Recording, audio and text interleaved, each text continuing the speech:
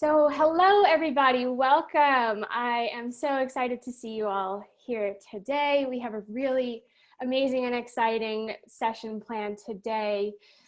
Girls and women only, so we're stoked to have this space and be able to connect and share on topics that we're really excited about, really passionate about. My name is Soni. I'm one of the co-founders of Rise Athletes along with Caroline. And together we created Rise about 5 years ago as a way to take what we learned as elite athletes and give them back to our sporting community, to athletes, swimmers, really athletes in all different sports. And we'd love to focus on the mindset aspects of that. And within the mindset, there's a lot of complex topics and conversations, some of which we'll be jumping into a little bit today as well. I'm a two-time Olympic swimmer. I swam in London 2012 and Beijing 2008, and a six-time medalist. I currently live in Bend, Oregon, and just really, really, really excited to be here with this amazing group today. So with that, I'll pass it on over to Caroline, my Rise co-founder and co-host for today. All right. Thanks, Rev. It's so wonderful to see everyone here. I see a lot of familiar faces and also a lot of different age ranges, which is so fantastic because this stuff is important no matter really how old you are. We're all on a forever journey as women, girls and women in this world. So thank you all for being here. Caroline Burckle, co-founder with Rebecca of Rise Athletes. And I participated in Beijing in 2008, the Beijing Olympics, and won a bronze medal on the same relay as Kimberly Vandenberg, who I'm going to introduce in a second here. Throughout my career, I both competed and trained with both of these women on the screen and with a lot of other really empowering women throughout my career. And I learned a lot from everybody, no matter what, if it was challenging or if it was fun or enlightening. And that's why we're here today, to share all these experiences and talk about some of the different things we went through. So really excited to be here. And now we'll present Kim Vandenberg, Kimberly, whichever one. And she is a fantastic human being, just moved here to California from New York and has a plethora of experience for us to learn from today. So Kim, pass it off to you. Thanks, Caroline. Well, hi, everyone. Welcome to today's webinar. I'm super excited to be here with Caroline and Rebecca to share our stories about our swimming careers, growing up as friends, as competitors. And we thought it was a really important time, since we're all in quarantine, to really reflect on the lessons that we've learned through our experiences as athletes. Today, we're going to cover a lot of different topics and share personal stories about overcoming self-doubt, whether that's at a swim meet, whether that's in practice, how to become resilient, how we learn to become resilient through our swimming experiences, and how to build confidence. And so we're going to kind of walk through those, touch on topics of belonging, how to build confidence, where does that come from? And it's going to be a fun time to kind of reflect on some pictures that we are going to share with you guys of how we got into this sport, how we became friends, and what that was like for us. So we are going to be open to questions as well. So if you guys have a notebook with you and you're listening to our conversation, write things down that you might want to elaborate, for us to elaborate on. So thanks for having me. I can't wait to talk to you guys throughout today's session. Awesome. Okay, so we're going to kick it off with a little bit of background, and starting from when we were young. And we're gonna let Kim share a little bit of her upbringing with swimming, and not only her experiences on the outside, but some of her experiences on the inside. And then Rebecca and I are gonna also share our little girl moments and our experiences, and then how we came together. And that's how we're gonna frame today. And then we're gonna get into two different beliefs that we as women have held that inside of us throughout our lives and our careers. And those beliefs are stories that we really believe to be true about why we either were something or weren't something.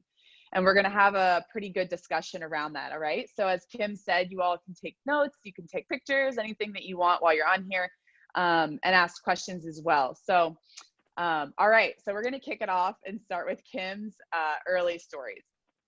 Okay. So the photos we're going to pop up. Yeah. So yeah, I just wanted to share some stories about how I got into the sport. The pool on the left, the little one of me acting very excited to jump in the water. That was our small pool growing up in California. So I had an older brother, younger brother. My younger sister was a little bit too young at the time to swim with us. But my earliest memories are around the pool. And they're around my friends and my family, and it was just filled with love and excitement. So I got into the sport because I was just playing. You know, I was playing with my brothers. I wanted to be just like them. We were always like running around and playing games and making up stories underwater. So I started when I was 8. My first team, I was 8 years old, and I only swam in the summer. So I was only swimming summer league. And I was really active in other sports as well. When it was fall, when it was winter, I played soccer and track and field. The picture in the middle, this was probably when I was in middle school. And this was when I took the next step in swimming. It's when I went from year-round or summer league to year-round swimming. And this was my friend Allison, and we went to school together. We swam together. We were together all the time. That picture was, I think, before a relay that we had, and we were just so excited to be on the relay together. But we were also competitive with each other. We swam the same events, and this was one of the first relationships that it was challenging to figure out how to be friends with your competitors, to support each other, but also to maintain a healthy friendship. So we're still friends. I'm so excited that this picture is up there. It's pretty funny. And the picture right on the right is another relay. This was probably in high school, and these were a lot of the girls that I swam with in college. Actually, one of the girls went to UCLA with me. So a lot of these friendships that you're creating right now on your swim team, these people are going to be so important in your life because you're going to grow together. You're going to learn from each other through supporting each other and through competing with each other. So this was my childhood. This is how I started swimming. And it wasn't until a little bit later that I met Rebecca and Caroline. We met each other probably on the national team when we were like late teens, or in college. We were all around the same year, so we were competitive at NCAAs and dual meets throughout. But we're still really, really close. We've shared so many of the same experiences on the Olympic team, through high school, through middle school, through the transitional period. So I found, for me personally, that a lot of the moments where I was, least confident or was struggling, it was transitional periods. So from the pool, the young picture of me jumping the pool, to the middle picture, transitioning to year-round swimming, that's when I felt really overwhelmed with the workload. It was double days, waking up before practice. It was really hard for me to handle that workload, and I was about to quit the sport. And I think that it's important to acknowledge, where do these periods come for you? If you're transitioning to a new team, if you're transitioning into quarantine and not swimming, how are you dealing with all these feelings? And so that's one of the topics I'd like to explore.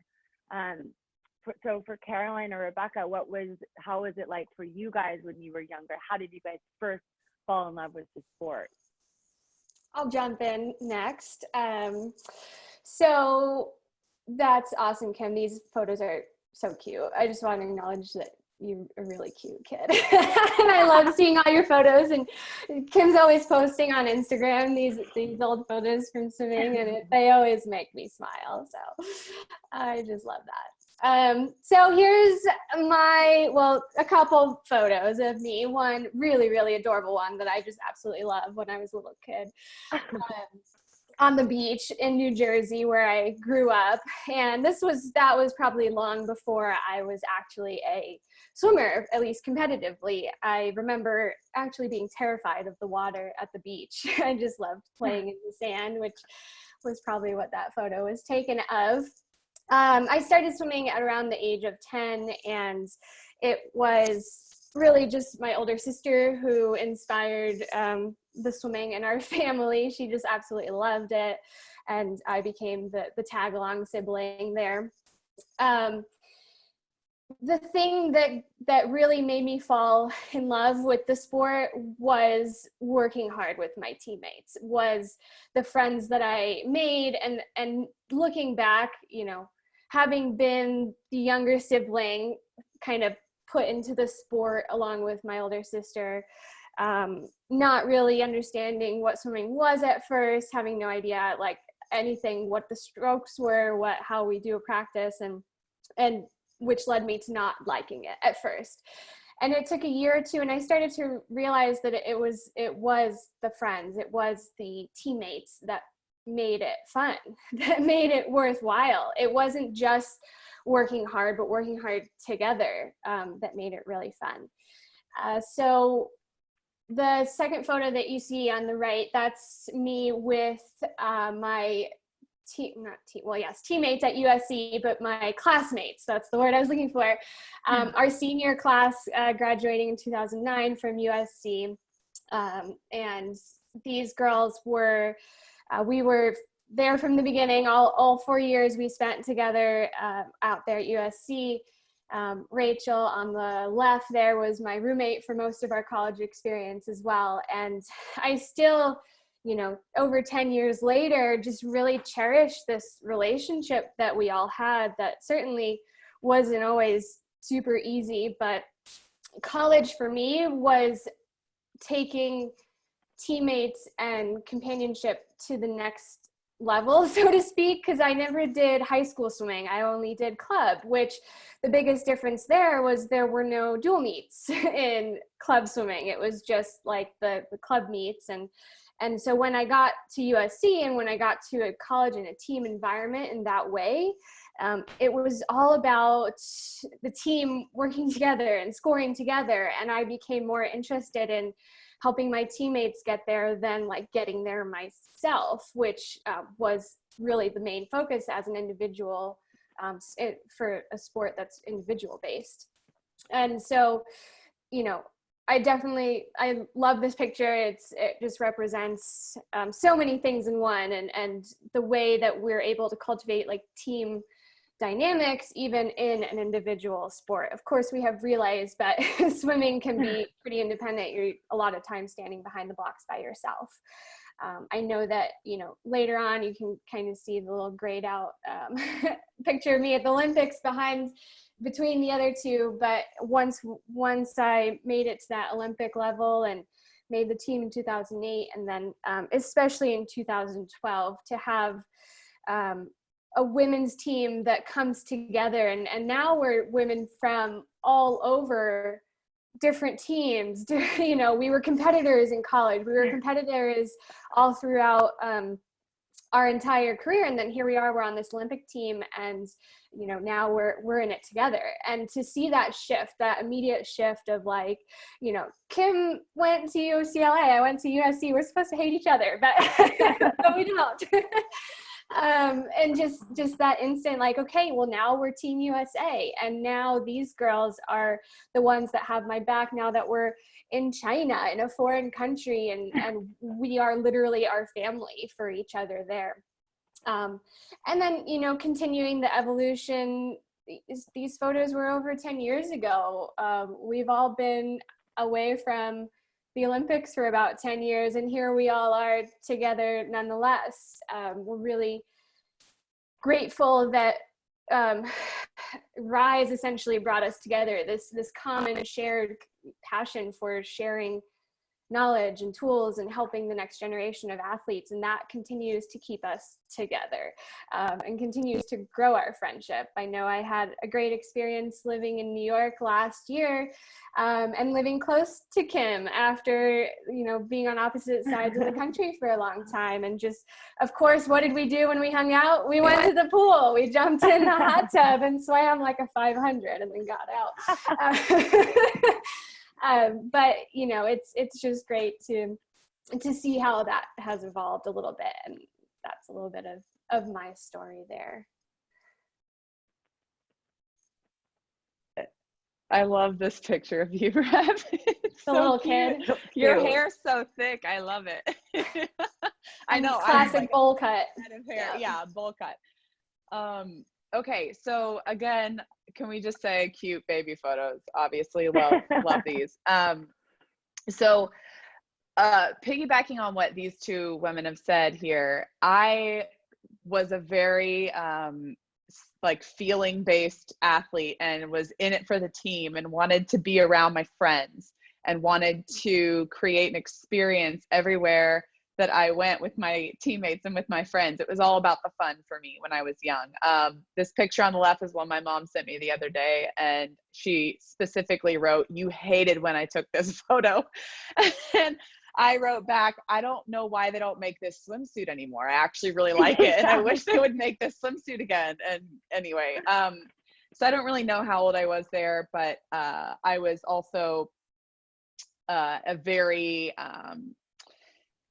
excited young athlete, one that got very intimidated by other swimmers, to be honest. I was extremely shy in my sport, which is interesting because I'm shy, but I'm also not. So it was a very vulnerable time for me as a young athlete because I was intimidated. I was nervous about my abilities.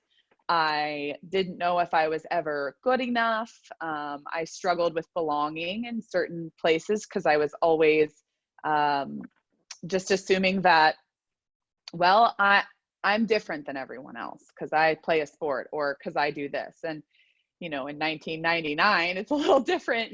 There wasn't a focus as much as there is now on women empowerment and young girl empowerment. So, that picture on the left, I feel that girl and I feel that energy.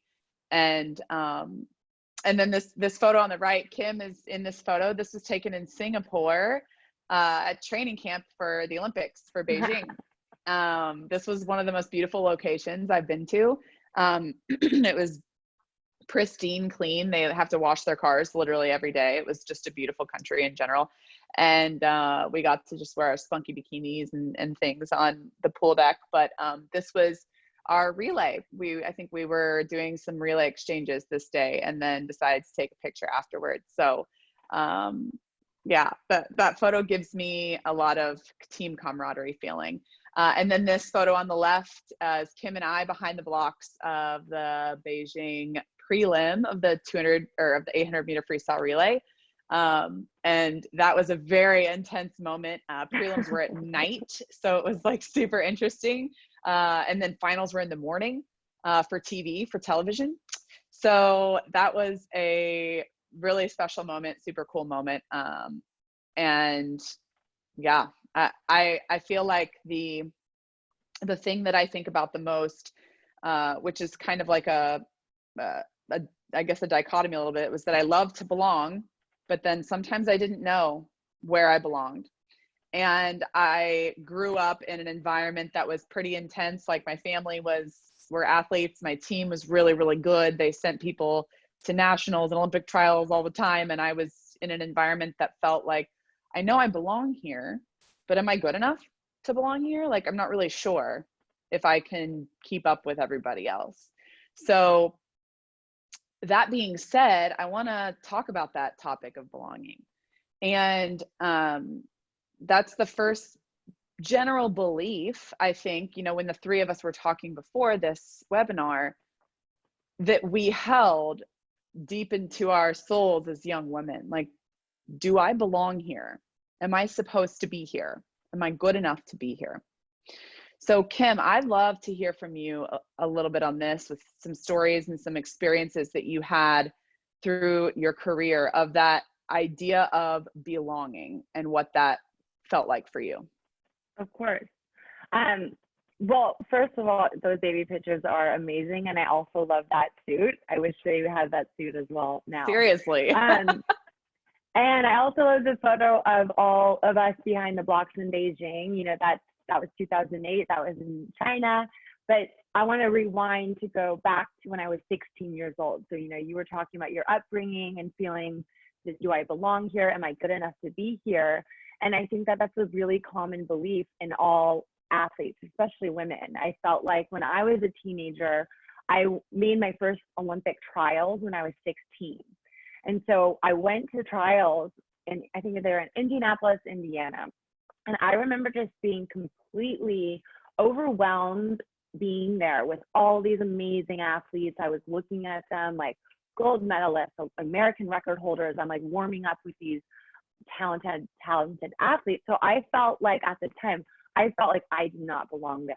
I was like, this is so overwhelming. I was terrified. I was on the blocks, and I remember like shaking on the blocks, which I never shake, but when you're on the blocks, you can't move. So I remember in my head thinking, I'm going to get disqualified because I can't stop my nerves. Like they were so overwhelming. And swimming 200s, as we all know, if you're 10, that the last part of all my races were just so painful. And I did not swim well. And I came back from that experience and talked to my coach about it. You know, what was I thinking about? You know, a lot of what we talk about through Rise is our mindset. What is your self-talk like? How do you be gentle and kind and support yourself? You know, and so I realized that I didn't swim well because I was focused on other people. I was focused on what they were doing. I had no race plan. I don't remember any of my breathing patterns. It was just total chaos. And it was such a learning experience for me, even though it was obviously painful, not very fun to swim bad. At the same time, it was inspiring to see other Olympians make the team, to watch semifinals, to watch the finals. And so even though I was learning, you know, my own process, I was also learning to be motivated, to be inspired, and to see what it takes to get to the next level. And so I came away from that experience knowing that the only thing that we could control as athletes or in life is our own self-talk and how we perceive what we're doing. And so I was like, race strategy is super important. I need to sit down and figure out what I need to do to swim my best. Comparing yourself to anyone else is a total black hole of negativity. It's not going to go in. I call it like the what, you know, the what if, like what if this, the what if game. It's going into a black hole of, well, she's better. Well, I'm not good enough. I've never made the final heat before. Why would I ever make a final heat? So another experience I had around that time, my teenage years, was nationals, you know, going to US nationals. And I remember thinking that, why would I make the final heat of nationals if I've never done it before? And I talked to my coach about that, and she's like, well, Kim, anyone that's ever been in finals, and they have had a first experience being in the final heat. Every single Olympian, every single athlete has had that first step forward. And how do you manage that stress? You know, how do you manage that self-talk? So it took years for me to really identify that I was self-limiting myself because I didn't believe that I belonged there. Have you guys ever felt that? Did you feel that when you were a teenager, like when you were before college? Yeah, absolutely. I mean, it's so powerful to hear these stories, especially, you know, I've seen you swimming so many times, and I see you behind the blocks confident, and I see you walking around the pool deck like excited and talking to everybody, and just like nothing's gonna faze Kim, you know, like I remember 2008 and like really looking up to you and being like, oh, she belongs here, but I don't really belong here. This was my first Olympics. And so it's really amazing to hear other women talk about, you know, their process of what they're feeling, because we tend to think that we're the only ones that have these feelings. Everyone else belongs, but we don't. And it's just an interesting thing. I mean, I remember a moment that stands out to me was my first nationals, and I was young. I was 13, and lived in New Jersey, came all the way out to California, Fresno for nationals that summer. And it was my first time there. And I just remember being in the warm-up pool, and maybe there are some non-swimmers on here, but just imagine like a crazy hectic pool full of everyone trying to get ready for their races. And you know, I'm in the pool with these, I'm tiny, I'm like as skinny as can be, a little 13-year-old. And I just remember feeling like so in the way. And so like, I'm just getting in everyone else's way. And, you know, within swimming, you know, of course, there were a lot of moments where I felt like I didn't quite belong in so many areas of my life. But within swimming particularly, Um, Interestingly, I always felt like an odd one out because I was a breaststroker, and breaststroke is the slowest of the 4 strokes. So in a weird way, it felt less than. Not really sure why, because it is a stroke and it's on the relay with all the others, but I always felt like, oh, I'm just the breaststroker. You know, everyone else belongs, but I'm just the breaststroker. And so here I was at my first nationals, on top of being around really tall, strong, big people. Like I'm thinking like the Nathan Adrians and Jason Lezaks, and like these really tall guys who were probably double my height. And just people that looked like they knew what they were doing. I had no idea what I was doing. I was 13, and I just kept moving out of the way. Whenever someone passed me, I'd just move out of the way, and on the pool deck, I'd just stay out of the way. You know, this was the mentality that I felt because I was so feeling like I wasn't worthy of being there. Meanwhile, I made the cut. Of course I was worthy of being there. And I remember my coach pulling me aside and like, what are you doing? Why do you keep stopping? Why are you getting out of everyone else's way? And I was like, well, I'm going slower than they are. Like they're so much faster and they have to get ready for their races. And he's like, so do you. And by the way, you're a breaststroker, like breaststroke kick, really annoying in warm-up pools. You just kind of like kick who's ever in the way. And he's like, that's kind of you just do your thing. And if they don't want to get kicked in the face, they're going to move out of the way. And I was like, oh, that's interesting. And I think this thought took me a couple years of swim meet warm-ups to realize that I don't need to get out of anyone else's way. Yeah, I'm going slower than other people because I'm a breaststroker. Yeah, I'm taking up a little more space because I'm kicking wider than most people. And yeah, I'm probably going to kick some people and they might be mad at me, but that's okay. It's like when you're skiing, you got to look for the person in front of you. They can't see behind them, right? So it's your responsibility. If you don't want to be kicked in the face, don't be in my way. Or don't be running me over.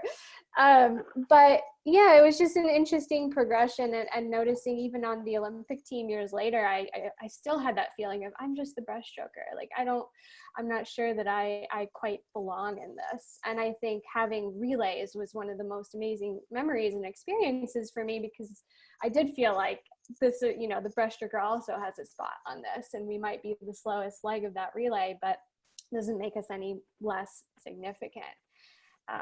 So yeah, I mean, I think that this belonging topic, it's still something I notice in my life, totally away from the pool. It's things that definitely had a big presence in my school life. My school and swimming life were very separate because I trained an hour away from where I grew up. And so my worlds didn't mesh. So the confidence that I built on the pool deck, eventually, it didn't quite carry over to the school world. And I never felt like I belonged there. I never quite felt like I fully established a good community there, or felt like I fit in with the cool kids and all that sort of stuff.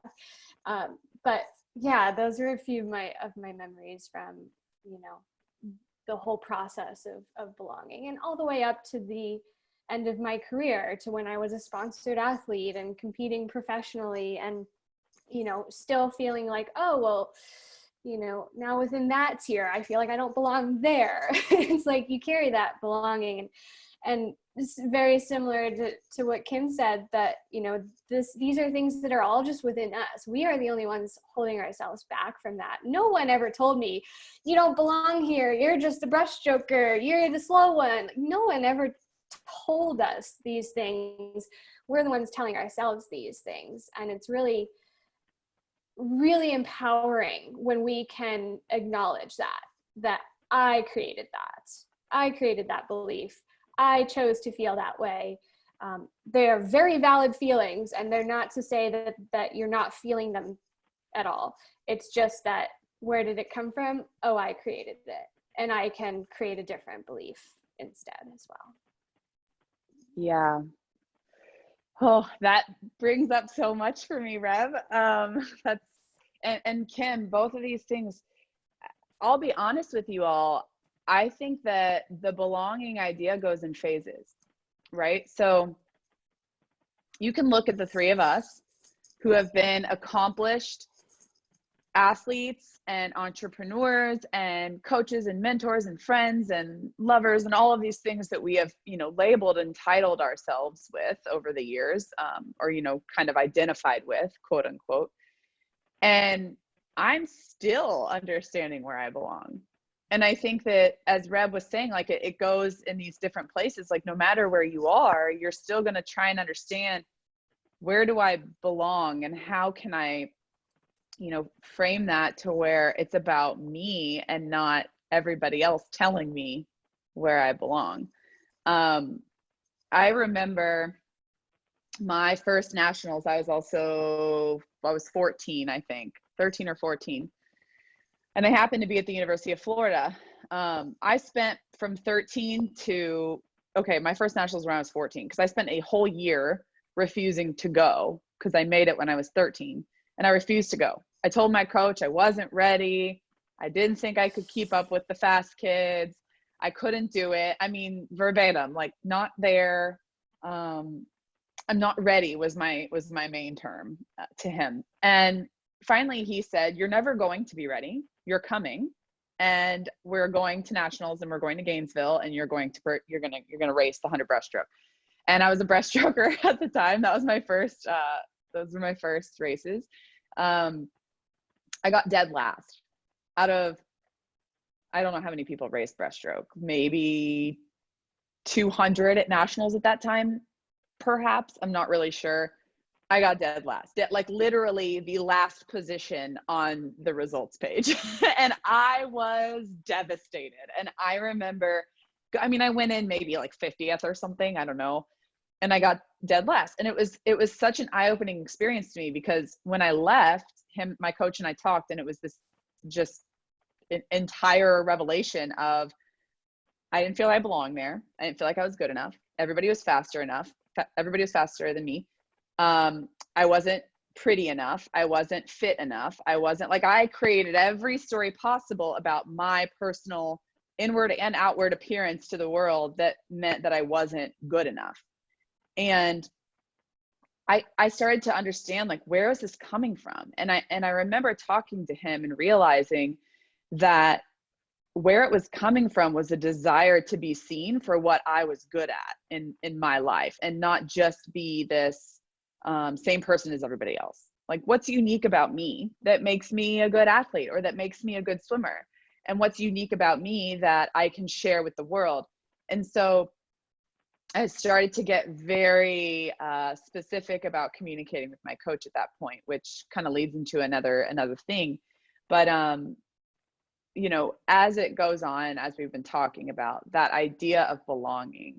And Kim, I don't know if you have more thoughts on this part, but it comes in levels and it goes in different waves throughout your whole life, regardless of what you start to achieve or accomplish. This idea of belonging is a very real feeling, and it doesn't mean that anyone's telling you you don't belong. It's an internal discovery for who am I and what are my gifts to show the world, right? I mean, wouldn't you say that that's, yeah. Yeah, I think a lot of this too, we're sharing our first experiences at these major competitions, at nationals, at the Olympic trials. But I also think that part of that self-doubt, the sense of I don't belong here, is from experience, from confidence. Like, where does confidence come from? I think confidence comes from experience. And so our first experiences, like learning these hard lessons, it took a long time. It took years for us to make the Olympic team, all of us together in 2008. But we had to overcome these experiences and become resilient, because we just needed to put ourselves out there. Like your coach said, Caroline, like, you just have to do it. You didn't want to do it because you didn't feel like you belonged there. I didn't feel like I belonged at my first nationals or Olympic trials. But once you do it, and even if it's terrible, actually, it's better if it's terrible. If you have a terrible experience and you're like, what happened? And then you understand, and then you have that communication. And so I think the confidence factor and the communication build yourself up. And that's how you overcome it. And that's how you overcome that self-doubt, is paying attention to the self-talk. How am I talking to myself? Is this fact? What you said, Rebecca, like, you felt like you didn't belong there, but of course you did. You had the cut. I felt the same way. I don't belong here. Yes, I do. I made the cut. So it means like if you qualify, you belong there. But it's the self-talk that we have to adjust and really just tune into and be mindful of. And I think the mindfulness factor is the most important thing. If you don't realize what you're doing, you're never going to change. And it's not up to anyone else but yourself to check into how am I really, really, truly feeling about my abilities? Is this true? Can I work on it? Can I have someone to talk to about it? So I think for me, you know, I've had such support in my life with amazing coaches who I could talk to and open up to and be vulnerable about those feelings of self-doubt. I remember telling one of my coaches at UCLA, it was probably, I don't know, my second year, sophomore year, and I was on the national team at this point, sophomore, junior year, and I was about to go on a training trip with Bob Bowman, Michael Phelps, the whole, at the time, the Michigan team, and there were like so many Olympians, the best male swimmers in the world, you know, some female swimmers as well, but I was going to go on like a 2-week training trip with them. And I was like, I can't keep up with those guys. I'm going to die. I'm actually going to die. I was like, there's no way I could do it. I don't know why I'm even pretending like I could be on that level. You know, like I was just totally beating myself up. And my coach was listening to me and she was just like, you are an Olympian. And this was before I was an Olympian. I was on the national team, but and so she saw my potential and I was just like beating myself up about it. And she was like, you could go, you could experience it. You're just scared, you know, this feeling of like, I don't belong on that level. So when I did go, I did die. I was like choking on waves. It was like the hardest training of my life, but I learned so much and I got so much better after that training trip. You know, we were doing like triple days some days. And so I came back from that and I felt really strong in the water and I gained confidence because I put myself in the position to test my abilities and to fight with my own mind about I belong here, even though I'm not making the intervals, even though I can't lift my arms up to put my hair up because I'm so sore. But it took years and years and years of difficult moments. And so I think a lot of times when people look at Olympians, you know, they think, I don't know what they think, but it's like, there's so much challenge. There's so many obstacles that we've all overcome every step of the way to get to the Olympics. And even at the Olympics, we are still fighting with those self-talk, you know, with those thought patterns that we are working on a daily basis. Absolutely. And we want to hear from you guys at this point. So I'm going to jump onto a quick poll. You should see that pop up, but we want to hear if this is something that you felt like has impacted you, whether it's something you've felt occasionally or something that you feel all the time, or that you've noticed has actually gotten in the way of your performance, like Kim's story and some of our stories. You know, I think it's so amazing and interesting to bring that kind of awareness that you were talking about, Kim, to noticing what you are thinking and what you are experiencing in this moment and noticing it. And it's so powerful to have those coaches that can be that mirror for you, or the teammates or friends or parents or whoever who can be that mirror for you and be like, this is what you're doing to yourself right now. You know, this is how you're sabotaging yourself. Like, you are an Olympian. You are this thing that you are trying to become. You already are that. And to tell yourself that you don't belong here, you're not worthy of this. You know, it's such a overwhelming, you know, and if we're talking about sports performance, like if I were to feel this feeling in my body of like, oh, I don't belong here, and like, am I good enough to be here? Like, that feels very heavy for me. And I've felt that in races where like you're racing and all of a sudden your body's like shutting down and it's getting heavy and you're not moving very smoothly because we feel these things in our bodies as much as we think them in our minds. The two are so connected, as we all know. So it's, you know, and that also comes into our everyday lives as well, and kind of shifting this into that perspective. It's like, how can I notice where I'm telling myself I'm belonging or not belonging? How can I notice, you know, if you're not a sport or competitor, if you want to take this away from sport, just, take major competition and put in like any moment of pressure, whether it was a serious conversation that you needed to have and you wanted to present yourself in a certain way, whether it was a school presentation, whether it was just something that a goal of yours that you were chasing, but something that you're kind of holding yourself back because you don't feel like you deserve that or you belong to be among that group of people that you're trying to be there.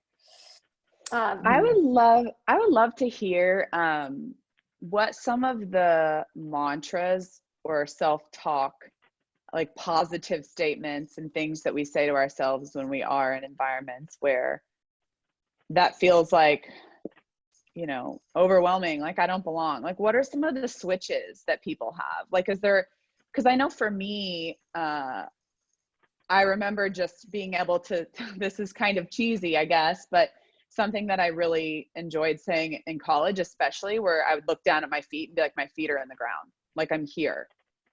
And for some reason, my feet are in the ground was a way for me to gain that confidence and to feel that belonging, that where I am in that present moment is right there. And that is where I belong in that moment. And to take away all these stories and to just bring myself back to the center and like exactly where I am in that moment. I would love to hear from Kim, Reb, or anybody else. We can open up the mics and talk. I know there's a lot of people on here that could share their things that they like to tell themselves when they are struggling with that worthiness and the belonging. I have a really good story about this that actually was years after the Olympics. I kept swimming after 2008, and it was probably 2012, 2011. And I was at a Grand Prix meet a couple months before trials. And I was sick. I don't know. I think I had just a cold or something, but I was tired. I was fatigued. I was like stuffy, and I was swimming 200 flies and 200 frees and just swimming terrible, right? So I was really having a bad meet. And we were so lucky on the national team to have a sports psychologist, right? So we had sports psychologists at the pool. I was able to talk with him. And I had a terrible prelim swim. I still qualified for, I think, semifinals or finals. And I was really having like a breakdown in the warm down pool because I was like, I don't know how I'm going to swim finals tonight. Like those races were so painful, and they were just terrible. So I booked an appointment with him for, the break in between prelims and finals, and sat down with him, told him how I was feeling. I was just crying. I was like, I don't know how I'm going to like swim tonight. Like I'm not good enough. Like I'm sick. I should be better right now. Like trials are in like 4 months. Like, so I was just totally spinning. And he looked at me and he said, okay, out of 100% feeling 100% healthy and then not feeling healthy, where are you? What level are you at? And I was like, 76. I'm like 76% healthy, right? And he was like, then you need to focus on the 76% of you that is healthy. And you need to focus on the good part. You may not be at 100%, but you're at 76%. Switch the narrative, flip the script, look at what you do have. You're able to swim. How are you going to structure tonight's prelim or tonight's final? And I went back to, I stopped crying, listened to him, went back to my hotel room and just like writing about it, talking to myself about the finals that night. And I took a Sharpie and I wrote on my left foot 7, giant 7. I wrote on my right foot giant 6. And all afternoon, I walked around the hotel with 7, 6 on my feet, 76. And I went to the pool, warmed up, was stretching, and people were like, why do you have a 7 and a 6 on your feet? I'm like, don't worry about it. It's I didn't tell them. And I went to do, like my pace 50s with my coach, and I'm taking my marks, and I see 7, 6, 7, 6. And I went to the race and I took my marks, 7, 6. Okay, focus on what I can control. That's 76%. And I swam, not my best time, but I swam a lot better. I was in my own lane. I was in my own zone. I was taking it lap by lap, stroke by stroke. And I just felt like I was in such a better mental state because I focused on what I did have. I didn't focus on what I was lacking. I didn't focus on what I was missing. So for me, that was a huge lesson of, yes, everyone swims when they're sick. Everyone has moments where they're feeling really crappy in the water, but how do you flip it? How do you change that narrative? And for me, it was talking to the sports psychologist, talking to myself, and then finding a way to ground, like what you said, Caroline, like look at my feet. Like I was like 7'6", 7'6". And so that's a story that helped me. That's awesome. I love that. There's something about your feet too, just knowing you're right there in the present. You could just ground yourself there.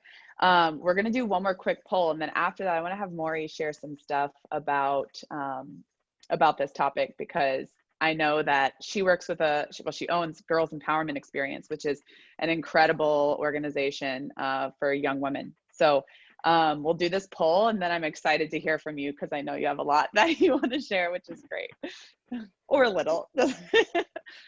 We'll go ahead and just leave this poll up, and you can answer, how you felt that you might be lacking in confidence compared to what you see in other people having. But we'll leave that up for a minute. But Maury, you can go ahead and share if you're ready. Hi, everybody. Thank you, Caroline, for having me share. It's interesting because I love what you said, Rebecca, about what you feel in your body. And even as Caroline asked me to share, I feel like my heart is racing, and I talk to people every single day, and I never stop being nervous about sharing my story and my experiences. I don't know that ever really goes away. It just changes, just like Caroline was saying, with the cycle of belonging. And no matter how many achievements you have or how many experiences you have, that sort of evolves as you do. And I love what you said, Kimberly, about, acting your way into different thinking. And that's been a really big one for me, is that my confidence has really come from the courage to act and asking myself, well, how do I want to look back on this experience? And how do I want to tell this story? What is the experience that I want to have, even if I don't think that I'm ready for it? Because the truth is, I've never been ready for any of it. And I have been willing. I've been open to it. I've been willing to try. But that fear of failure has always been extremely big for me. And the fear of failure in front of other people has been really big for me. So one of the mantras, as Caroline spoke about, is that I'm not beholden to what my imagination says you might think about me. So our imagination can write all these stories about what we think other people are thinking. And I saw someone post in the comments that we're not responsible for what other people think of us. And just like you said, Kimberly, that's one of the things that is completely out of our control. No matter how much we worry about it, no matter how much we obsess over it, it will always be out of our control. And so I really like to come back to that mantra to remind myself that if I do fail in front of other people, right? Or when I fail in front of other people, because I will, like, it's not if, it's when I mess up, when I am scared, when I make a mistake, I will. What am I going to do? And who do I want to be in that moment? And how do I want to tell that story? So one of the ways that I really like to approach those really scary experiences, when I notice that I'm feeling really scared, is ask myself that question. And I recently did a competition called $1 Million Mile. It is, even now, I think my first thought is like, oh, why are you sharing this? It's not the Olympics. That's not anything close to the Olympics, right? So that comparison immediately clicks in for me. That's like, oh, you don't belong. You can't share this story, but I'm going to face that fear and I'm going to share it anyway. So that's my way of acting into different thinking. But I showed up, and amazing athletes all around me, and I felt like I really did not belong there. And it was going to be on TV, so that was really scary for me too, that fear of failing in front of all of my students, in front of my friends, in front of millions of people watching. And I actually, like you said, Rebecca, manifested a lot of injuries in my body. And I think that our bodies kind of tell us a story, and that stress and anxiety can show up in different places. Like I couldn't turn my neck at all that day, which is kind of a metaphor. Like I couldn't see, right? That anxiety sort of like clouded my vision and my clarity. My knee was locked up. So it's that idea of like moving forward, right? And facing that fear. I couldn't move myself forward in the race, but I kept coming back to this idea of how do I want to tell this story? How do I want to look back? And ultimately it was, okay, I got really, really scared, like to the point of thinking I was going to die. Just like Kimberly said, I really thought, I woke up with nightmares that I was for sure my life was gonna be over. And I wanted to tell the story that I got to that edge of my mental stability, that edge of breakdown, and I faced the fear. And so ultimately that's what I did. And it did not feel good in the moment. That's the thing that sometimes people don't tell you, that confidence and courage doesn't really feel good in the moment. You're still feeling that fear, and it can feel really uncomfortable. And you can ask yourself in that moment, well, am I willing, not ready, but am I willing to go through this temporary discomfort of feeling really uncomfortable because it's leading me to where I want to be or to who I want to be? And the idea of the story that I do want to tell. So I could talk all day about this, but I don't want to keep you guys, but those are kind of my big things, is how do I want to tell this story? Can I be willing? And, that I'm not in charge of what other people think about me. I love it. Thank you so much for sharing. That was fantastic. And share. We are very powerful. Our brains are powerful. They can make up stories very, very easily based on our experiences and based on what we think others think of us, and based on anything. And it shows up in our bodies. And when we can tap in and feel that, then we can sort of understand ourselves a little bit better and what we're thinking and what shows up. All works together, which is an amazing topic. We could dive into it if we had enough time. But since we have about 5 to 6 minutes left, we're going to do some takeaways, each of us, and show a slide of our friendship as it's evolved throughout the years. Kim, I'll let you kind of talk about where we were in that middle picture, especially. Yeah. I love it. That was after the Olympics, and we were invited to go to Chicago to go on the Oprah show. And so that was like the brunch before or after. Same with the picture right next to it. I think we went to lunch and hung out there, but it was such a fun experience to just celebrate everyone's achievements in Beijing and to meet Oprah and to be able to kind of support each other. And it's so funny to look at this photo because, like you said earlier, Rebecca, like, you went to USC, I went to UCLA, Caroline went to Florida. We were like competitors when we were in college and we were young. Now we're on the same team. We're on the same team for the US. We're on the same team for Rise. We're friends. And I don't think I ever think about like any moments of, having that like competitive things with you guys. Even though we raced each other, we also were like gossiping in the warm-up pool after and talking about, what we're going to do after the swim meet. And I felt like our friendship was always solid. Like we've supported each other, and we've like empathized with each other when we have bad swims or if we're struggling with stuff. So I do think that sports, swimming, have empowered our friendship that we've developed over like decades now. Mm-hmm. Yeah, and as you were saying that, I thought what a cool experience that was, that we were all gathered together as a team and not in a high pressure competitive environment like we usually are when we are together or were.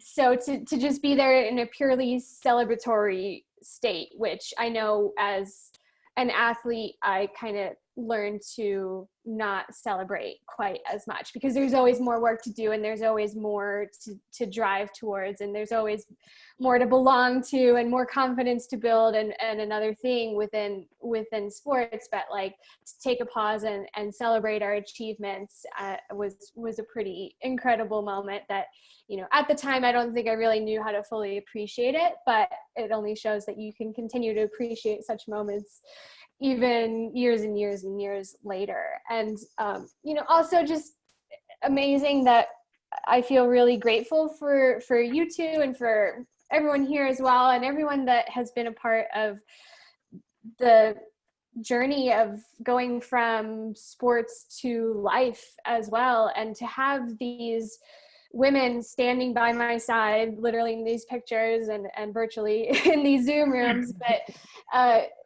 to support each other, like so many times that I've called Caroline up or called Kim and like, hey, can we just chat? Like, especially in times like these right now when we're still in quarantine, right now when we can't like fully be around physically people, like we can still support each other. And to have women who we worked so hard side by side in many ways. Now we work hard side by side in business and creating this program and Rise and like bringing our dreams into life in that way. And to have people in your life who have been through similar things or been through it with you, and to have them by your side is just something that feels priceless to me. And when I think about, and when people ask about my Olympic experience, what was the best part? It's always the memories, going on the Oprah show, going, to the training camps, like we saw pictures of earlier. And, those moments are the first ones that come to mind, and being with our team and doing these fun little things together. That was what I took from that. And of course the races too, but it's these memories that really, really mean something, which sounds so cheesy. And I remember people saying that to me when I was younger, like, enjoy it, the experience, that's what you're going to remember. And I'm like, whatever, I need to get a gold medal. That's what I need to do. And now I'm the one saying, no, it was the experience. It is the experiences. Awesome.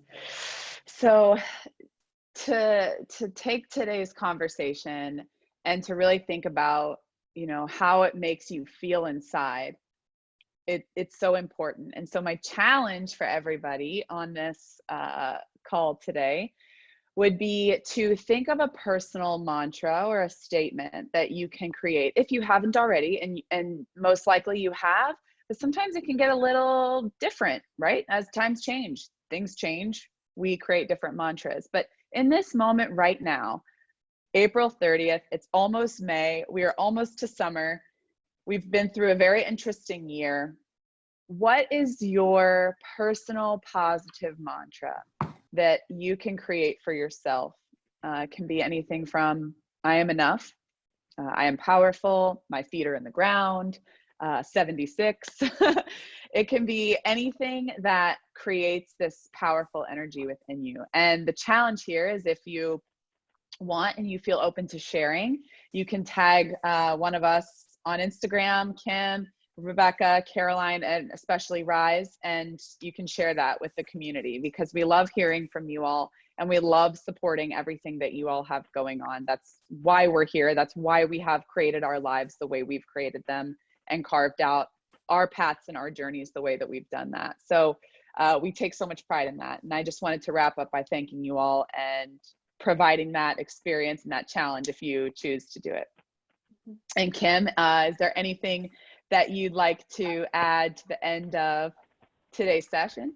Yeah, I'm just writing in the group chat. If you guys, thank you so much for coming to the webinar. If you have more questions, if you want to talk to us individually, my Instagram is Kim Swim. You could find us on Rise. We'd love to talk to you more about your journey and support you during this difficult time. So stay safe, everyone. Thank you, Caroline and Rebecca. Love talking to you guys always. And it was such a fun experience sharing our experiences in the sport. Awesome. Thank you all for being here. Well, Thank we love to end by unmuting everybody, and feel free to say your thank yous and goodbyes. I see a lot of people dropping away, but thank you all for being here. Leave it on. Thank you. Bye. Thank you so much, guys. Thank you. Great job. And Thank this will be you. recorded, everyone, so we will have a recording. Bye.